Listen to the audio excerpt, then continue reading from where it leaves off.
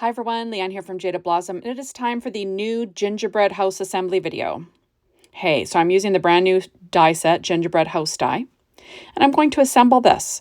So first I cut out my gingerbread house, the base, and the roof, and the main part of the house, all out of this American Crafts brown cardstock. It's got a bit of a texture, and I'm just layering it up using my Barely Art glue. I do weight things down in between with an acrylic block, reverse tweezers, all that jazz, working on a Stampin' Up! Pad.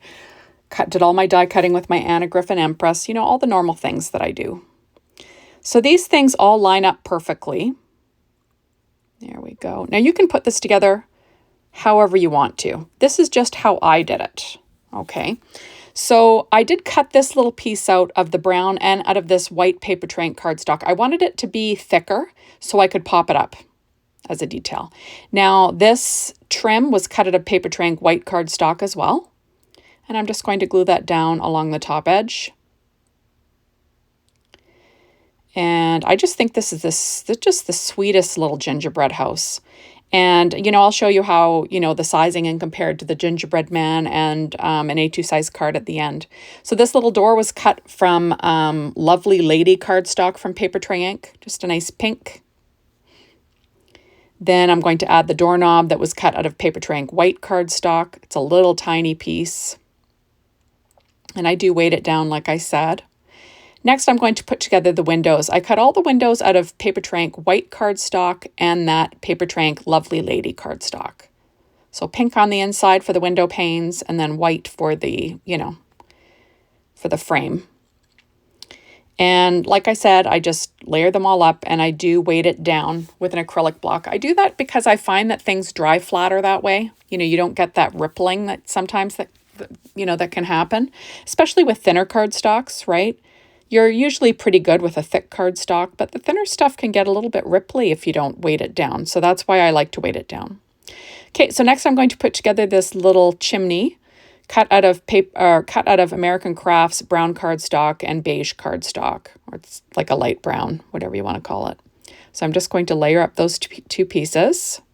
There we go, and I do weight that down as well. And this little wreath and then the bow was cut out of pure poppy cardstock, and the wreath itself was cut out of green parakeet, and those are both from Paper Tray Ink as well. So no pattern paper on this one for a change. Usually I always, use patterns, but this time I just went with solids. There we are. And I do weight it down. Like I said, this is a very simple little design and really easy to put together. And like I said, you can do yours however you want to do yours. There's no rules in Craft Town, right? Okay, so I cut this little lollipop out of white Paper Tray Ink cardstock, the base and the candy part and the stick. And I'm just going to layer those up. You could have just left it and used the base and put the layers on that one, but I decided I wanted it a little bit thicker. This is pure poppy cardstock for that little pinwheel, and then I do weight it down. I'll do the same thing again because I want to have two on my card front. You could also use, there's a little swirl in the die set, and you could certainly use that, on the center of your lollipop as well if you'd like to, right? Or just make a candy if you just used, didn't use the background piece and just use the candy piece, the little circle. You could certainly do that. There we go. So these are the two little swirlies that were cut out of pure poppy cardstock, and then the base is out of that Paper Tray Ink white cardstock again. So I just layer them up so we have a couple of candies that you could use or not, right? Or you could use the little pinwheels in these ones, whatever you want to do. Okay, so I'm going to pop up the front of the entrance way of this house with some Stampin' Up! Dimensionals. And then I will put the rest together. So this is, like I said, a very simple little thing to put together. Remember, there's always pictures over on the Jaded Blossom store. And you can, click on, underneath the die set and you can see, pictures of how I put it together. I also list everything that I use under this video in the information. If it's an assembly video, I have it all you know, all the stuff that I used under it. If it's a card video, I tend to just have the Jaded Blossom products listed, and then all the other products that I used are listed on my blog post. Okay, I'm adding on the 2 little pieces of trim. That's cut from Simon Says Stamp white glitter cardstock, which is kind of fun. I'll add on my little chimney. Now remember that little white glitter icing strip that I added? You can put that wherever you want, like as high or as low beside that door as you'd like. There's no rhyme or reason. I'm just, you know, following kind of a picture. So I'm adding on this little white eyelet trim, and that's cut out of Paper Trank white cardstock again. And then this is that white glitter cardstock from Simon Says Stamp. There's some for the top of this roof, and then the bottom of the roof. I'm just trying to line it up. I think that the glitter adds a little bit of something. And I do pull out the Stickles later and add some Stickles to this design because, you know, got to have some glitter and shine on your gingerbread house. Just looks super cute and fun for Christmas, right? So I'm going to add on this little eyelet trim. Now, this is a little known fact about me. I don't know if you care, but I'll just say I think gingerbread houses are wasteful. I really do. I like a gingerbread cookie, don't get me wrong, but no one's going to eat a whole gingerbread house after it's been sitting out for all of Christmas. It's going to be stale, and you're going to end up throwing that in the garbage. And what a waste of food. It really bothers me. I don't know why. I love looking at a gingerbread house. I think they're beautiful, but if it's not eaten, it's I don't know, it's just very wasteful to me. So I've never had them in my house. I kind of like real ones. You know, I have like fake ones for Christmas, but I've never had real ones sitting around my house just because, like I said, I think it's wasteful throwing out food like that. Okay, so next I'm going to I added on my 2 little windows. I tried to center them. And then I've got my, the little bases of the windows cut in that lighter brown cardstock from American Crafts. And I'll just add them on. And I've got that center window. I'll try to center that. There we go. So this is coming together really fast, right? It's pretty easy. Now I've got a bunch of little gumdrops that I cut out of different colors. And we're going to add those. So I'm going to add some score tape to the top of this little gingerbread house. And I make a mistake. First I have it hanging over the edge, and then I realize, oh, I don't want it like that. That's not going to work.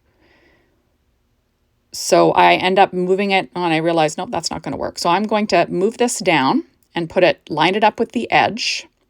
And I'm going to pull it up, and I'm just going to cover the bottom half of that tape just so it doesn't stick to my surface that I'm working on. And I'm going to line up these little gumdrops on the top. So I'm going to start with Pure Poppy Red. And then the next one is that, what is that called? Green Parakeet from Paper Tray Ink. And then the last one is Lovely Lady. There we go. Aren't those fun? And then I'm going to add little ones down in front of the design. So that's Green Parakeet. And then the next color is Aqua Mist from Paper Tray Ink. And then the last one is Lovely Lady. Once I get it in place, there we go.